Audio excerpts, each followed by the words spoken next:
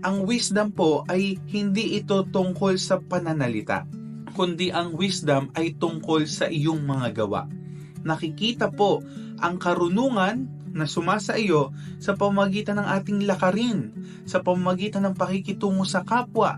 Hindi ito puro salita, kundi sa gawa. At nandun po ang tunay na karunungan sumasa iyo.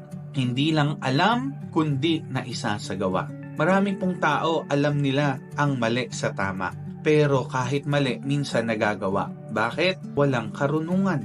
May kaalaman, yes, pero wala pong karunungan. Kaya let's pray na hindi lang natin malaman ang mga bagay-bagay na mabuti, kundi through the help ng Holy Spirit that is guiding us, ay malakaran po, maisagawa, maisalita, at maipakita sa ating buhay ang tunay pong karunungan.